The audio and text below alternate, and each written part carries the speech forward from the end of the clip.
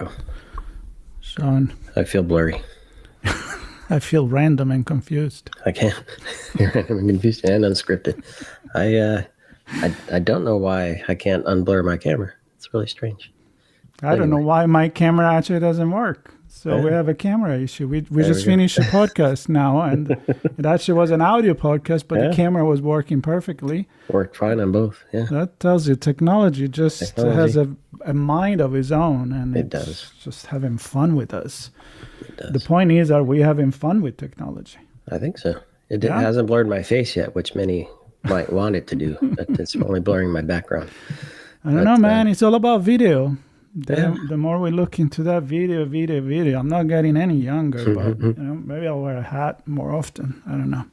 Anyway, we're not here talking about ourselves. This is Random and Unscripted. We have it on the calendar now on every Thursday, maybe publishing on Thursday or Friday with a recap of what happened during the week. So then why don't we just get to the point? Talk about technology.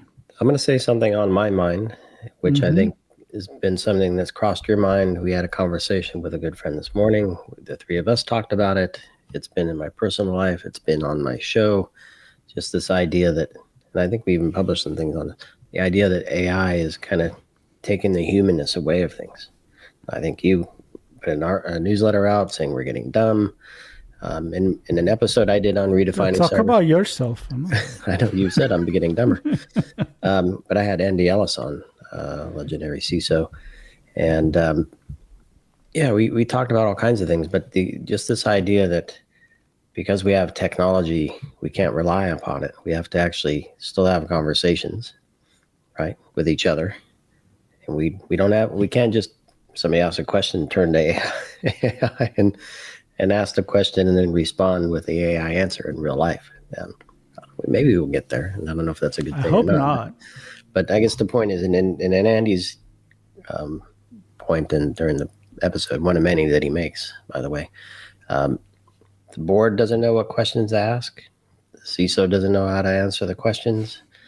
The team doesn't know how to operate and build and communicate with the CISO. So that whole chain of communication just kind of gets bogged down. And I don't know. I think I have another piece I'm going to be writing around metrics. And I think I talked about it in one of my previous articles as well. Just, do we know what success even means or looks like? Maybe you want to ask AI about that. That's my whole point. The AI is telling us what it looks like, and then we're measuring against that. And who knows if it's right or wrong or good or bad. Well, that was exactly what we talked about last time in our last articles about, both of our articles about Black Hat, where I talked about the paradox that where we lose the ability to not only to take action if we give it to agentic AI, but also to think clearly, because we ask the questions and we ask the answers to AI, which is just feeding this this loop of creating a certain echo chamber. And trust me, we're going to be screwed. And that's actually what we talked about today. It's like, in a way, I can... Actually, we talk about that also with the podcast we were before. Like when people start in cybersecurity by breaking computer, assembling computer, cables, and you kind of have a sense of what you're dealing with, right? Like, how does it work? It's not just about, electricity is easy. I just turn on and off the light. Well, but there are actually cables in the wall and... and connected to the grid and all of that. And we lose that touch with reality where we go back to something being magic again.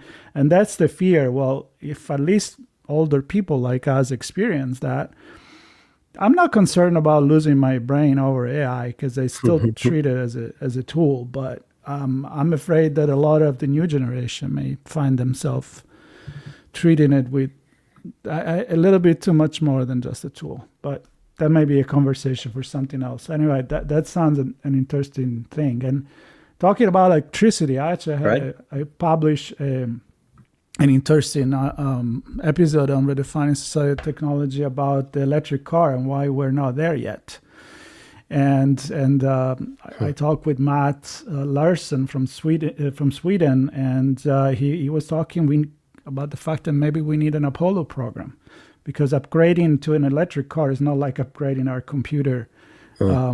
That you upgrade the software, and all of a sudden we have electric vehicles all over. You need the infrastructure, you need the recharging, you need everything that we've been creating for a long time, and we need pretty much government to step in and help financing that. I don't know. That's a stake. I can look at the evolution of computers, and I'll just pick, because we had an episode earlier about networking and the transformation of networks and ISPs and telecoms and all this stuff. And I remember when you have to buy a separate device and plug it in to your laptop to get a Wi-Fi connection. And why? Well, obviously the technology was there. It just wasn't built into the device and into the ISP infrastructure to where they can handle the scale and all this stuff. So there's a lot of stuff, I'm sure, there, but similar with cars, right? So the car itself works. The dongle for Wi-Fi worked. It's just the surroundings around that technology also. Yeah, that's exactly spot. And the need. The Apollo program worked, but it cost so much money. It was a lot of money put in from government, financed, in order to achieve that goal. Which is why I was like, Well, but at the same time, if we're not making a step, like why people are not buying an electric car right now is because it doesn't charge fast enough. Well, we're getting there. I just heard it today in the news that there are this super powerful charging now, but if I cannot get to that, I remember you rented it. You rented an electric car one day, and you called me and like, hey, I have to kill an hour. I'm recharging the car. Let's get some work done. I'm like, that's not how you're going to sell. So we need that infrastructure to be there. But anyway, interesting conversation. I honestly suggest people to actually listen to it. That was connected to an event, right? This one, no. This Okay. is actually a business consultant in Sweden, and I talked to him way back, so it's an older episode. So interesting perspective, and of course, somebody may agree, somebody may disagree, but still, because of that, worth it to be listened to. There you go. What else did you talk about this week? Well, that was kind of the main thing. We did a webinar around backup and resilience with team at Object First, and I think sometimes simplicity can make all the difference. And I think that was kind of the main point that I drew out from the conversation, that there's a lot about backup, what's being backed up, how often, where. I guess the main point from the team at Object First, Anthony more specifically, is that it needs to be immutable, right? If you're going to rely on it, you need to know that it has integrity and hasn't been changed, and that it's there, hasn't been deleted. And just that simple thing, if not thought about properly, can leave you exposed. You might think you're safe and resilient until something happens and you realize you're not. So it was a great conversation, some good stats in there. I wrote an article around that, kind of looking at how bad actors are attacking the backups, because they know if they can compromise the backup, they can hold the company for ransom. So an important topic, interesting topic. Good to have Anthony on to have that conversation. I think I went a little philosophical there. You did? I compared the backup to the metaphor of the river, that you never step in the same river twice. Well, right. In the case, because it changed, the water isn't. You also, if you want to go philosophical, you're also not the same person when you step into the river. It's not just a river. That is not. But the point is that in cybersecurity, actually having something that is immutable, that's actually the key of the whole conversation. That gives you the guarantee that you can actually go back and get your data. And exactly. That's not a bad thing. So we'll have the link here on the. I didn't go in there in the webinar. I'll say it now. You're also, as I get a call, you're also stepping into the river that potentially others have stepped in prior to you. So think We'd about also that for a change second. the Changed the river. So there you Exactly. go. Well, That's coming from my hiking mindset. So there you go. yeah. You want to be in a river where you kind of see where it's coming from. Especially if you're going to drink from it. All right. I wasn't gonna go there. You All did. right. Let's go. You went there. I went there. All But right. you did something. Let's switch it because we only have a minute left here. Let's switch it to the events because I'm excited about what we're working on for that. And I know you did something connected Well, to it. yeah. I talked to Mark Smith, which is one of the manager, the company that works with creating the IBC event in Amsterdam, which has been going on for many, many, many years. The first edition was in 1967, and for people who are not familiar with that, it's all about broadcasting and entertainment industry. So they go to, it's kind of like a specialized CES where you only have that aspect of that kind of technology, but it's massive. It's seen like a lot of changes. And we actually end up talking a lot about content creators, streaming, 5G, and how technology has changed the way that we interact with technology. We create technology, and it's definitely a different scenario than the 60s, the 70s, and the 80s. So a very interesting conversation, fantastic event. I'm going to try to go there if I am in Europe at the time because it's in September.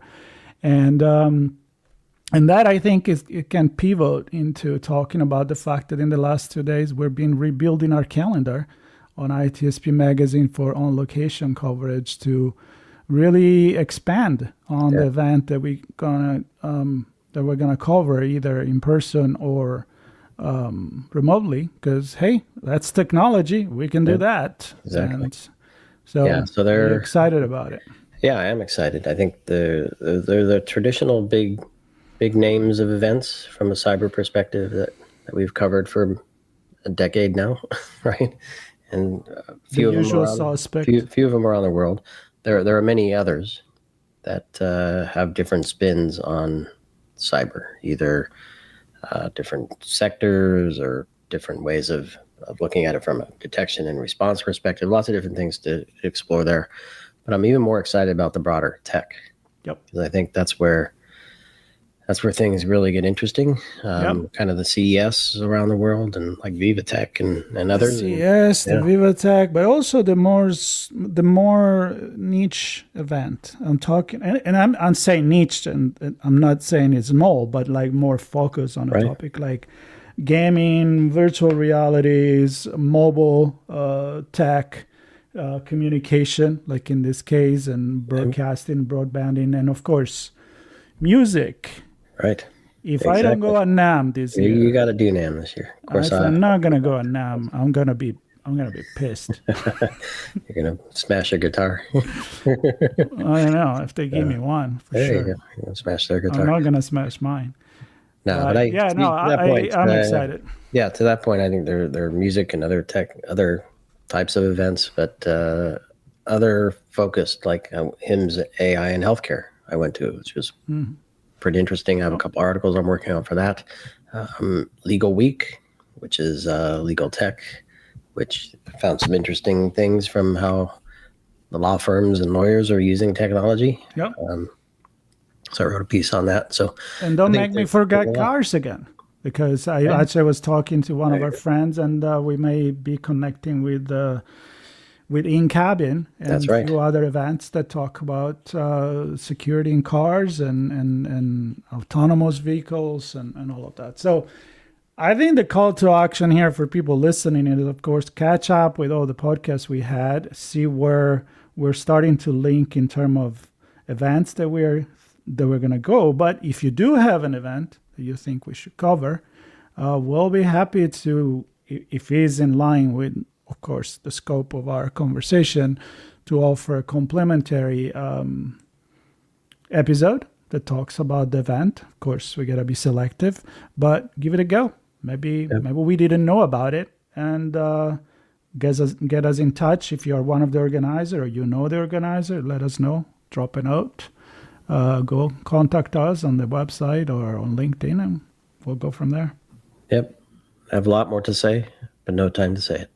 All right. So I'm going to say that's it. Done. And we'll update everybody again next week, and I'll share some other news that I have. It's on the calendar. Very good. It is on the calendar. All right. Thanks, everybody. Take care.